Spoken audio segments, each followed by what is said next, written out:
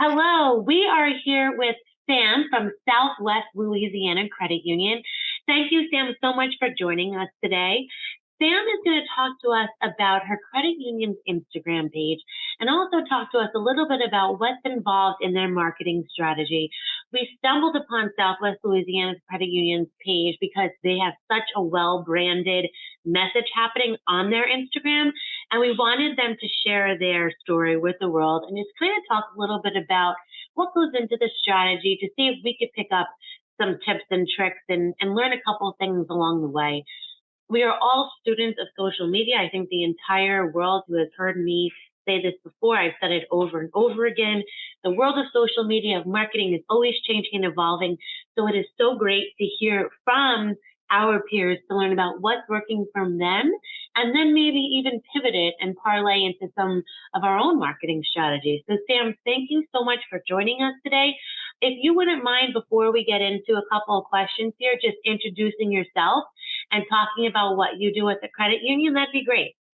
Yeah, so my name is Samantha Lanham, but I go by Sam. I actually started with the credit union about 3 months ago, but I've only been running the Instagram page for about a month. At the credit union, I am in charge of our social media and social media strategy. So we do primarily Instagram, Facebook, and LinkedIn. Actually started the LinkedIn back up because they only had like 2 posts within like 5 years.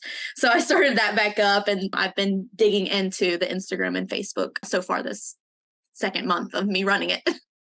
I'm just going to jump right into it because we're talking about LinkedIn right now, and I think that we need a moment for LinkedIn, right? Because it has really evolved from a B2B type platform to B2B, B2C, B to everything else. So I think that it has definitely evolved. I'm going to say 2020 over the past 3 years. Yeah. And I want to just talk about what sort of content you're posting, or what is your plan for LinkedIn look like?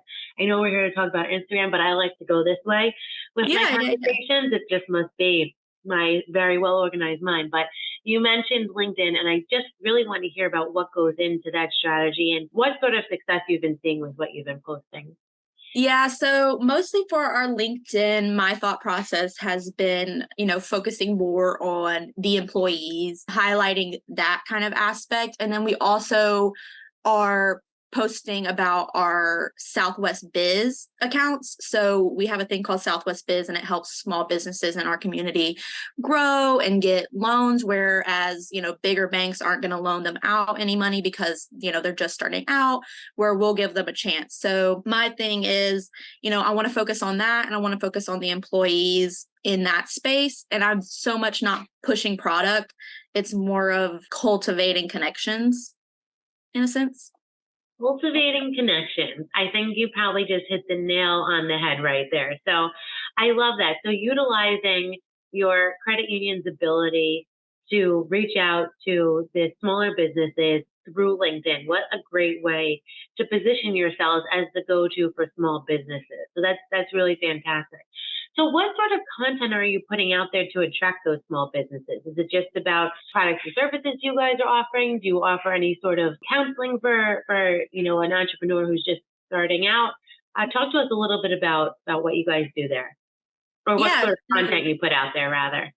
So we actually just came out with a business credit card. So we've been kind of pushing that a little bit. We had a really cool kind of social campaign that actually hit all of our platforms, not just LinkedIn. It was about a pet vending machine business that came to us and wanted a loan and wanted to start their business, and we were more than happy to help. That person had been a member for 20 years.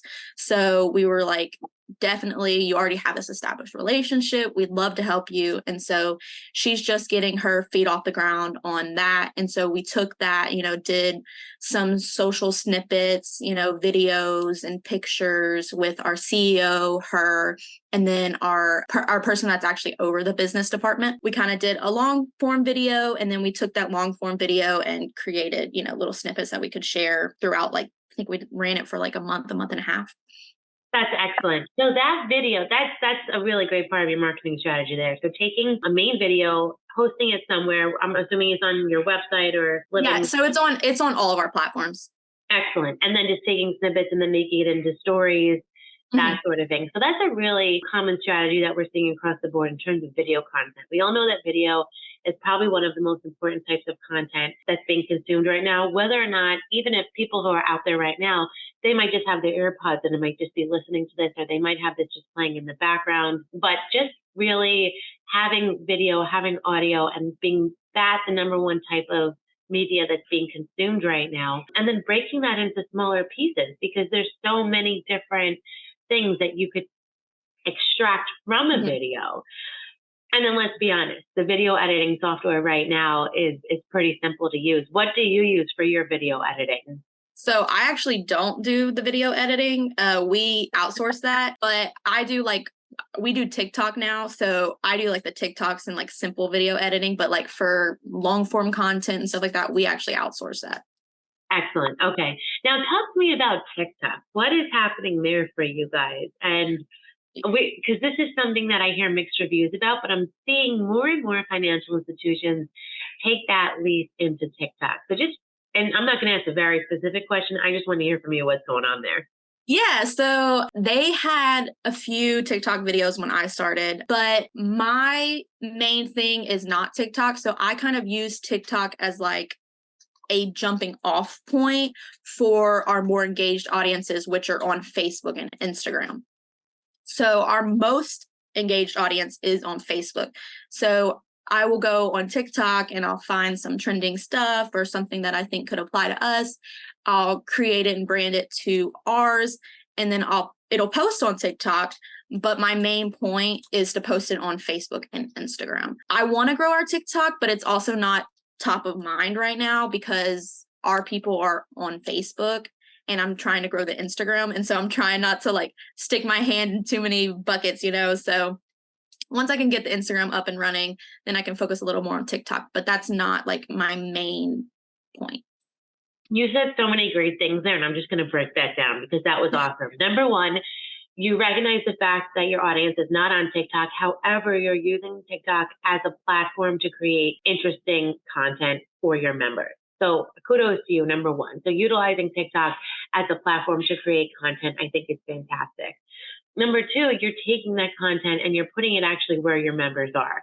So you're really diving into that and addressing them and speaking to them where they are, which is, like you said, on Facebook and on Instagram. So focusing on growing your Instagram is so important because I feel like that is where the majority of members are right now. And especially they're looking at your posts, but they're also looking at stories. They're looking at reels. Like we're seeing that as one of the main places that people are going. To that point, how many people are really following their financial institution on social media? So you're taking an interesting platform and you're applying it to a, forgive me for saying this, maybe not so interesting topic, right? And marrying the two and getting your audience to interact with you on the platform where they mainly live, which is, like you said, on Facebook and Instagram. So I love what you said. I think that's a great strategy, really going after where your target audience is, but using a platform that's pretty much very simple to use and can create pretty interesting content.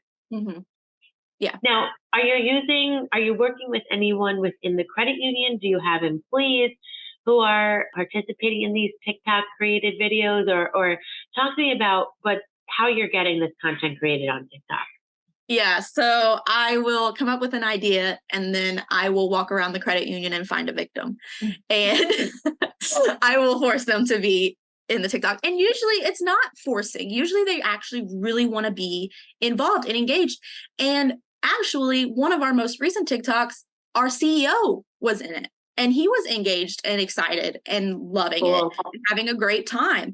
And so it's really become a thing where I walk into one of our branches and they're like, hey, when are you making your next TikTok? I want to be in it.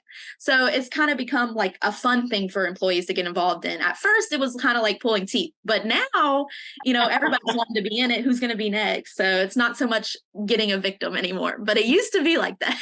I love it. Because they're seeing, so it always takes that one person. Like, no one wants to raise their hand first and be like, all right, I'll give it a shot. Yeah. But when someone does it and they see it, it's kind of fun, it's kind of easy, why not? How often are you creating this content? So I'm trying to do at least one video slash TikTok a week.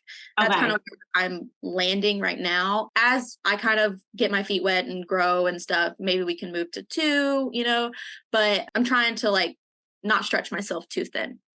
Good for you. I love it. I love it. So another great piece of advice there from Sam, not really overdoing it, just taking little baby steps, doing a little bit at a time, and eventually it'll basically grow itself, which it sounds like it's happening. It sounds like you have some content volunteers who are willing to jump in right away. So Yeah. that's great. Good for you guys. So there you go. The proof is in the pudding.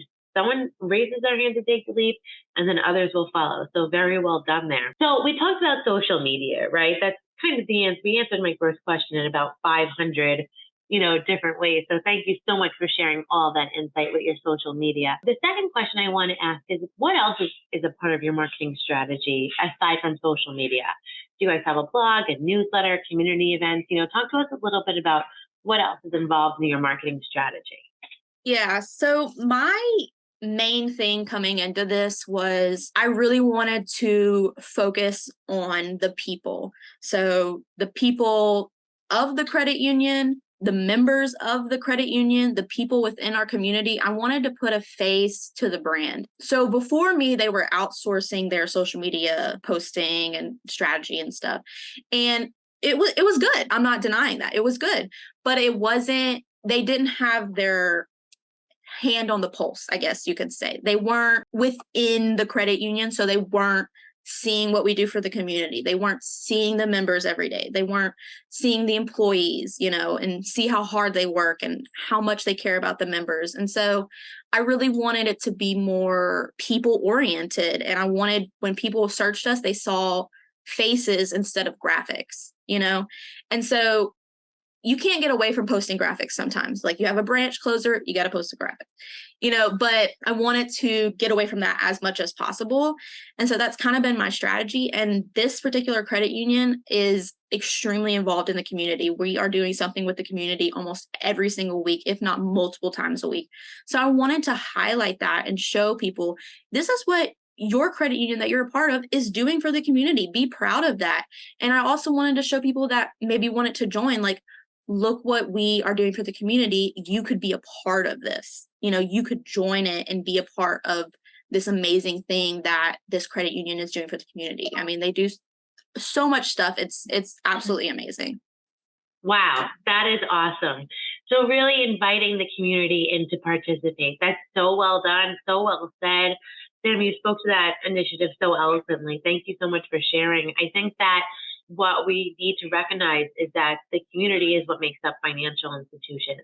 That's who's coming in and asking about your products and services and becoming a customer or a member. So that was so well said. Thank you so much for sharing. What else is what piece of advice would you give a financial institution? And this is my final question before we wrap up. You gave us so many great insights that, I think we could probably take a lot out of what you said, but if you could give one piece of advice to any financial institution marketer, what would it be? I think it would be probably two things. Don't try too hard because people see straight through that. Be authentic and genuine with what you're putting out. And my second thing would be don't push products so much. I understand that we are a business and we're here to make money, but we're also here to enrich people's lives and make them better. And let's focus on that aspect because in the end, we're here because of our members, not because of anything else. Excellent. Excellent. So well said. And it's so true. We are all here. We're all customers too, right? We are all customers. We all know how we want to be spoken to. We all know how we want, our products not shoved down our throat, but tell us why we need it. How is this going to enrich our lives? Like you said, that's a great word, enrich. How is it going to make it better?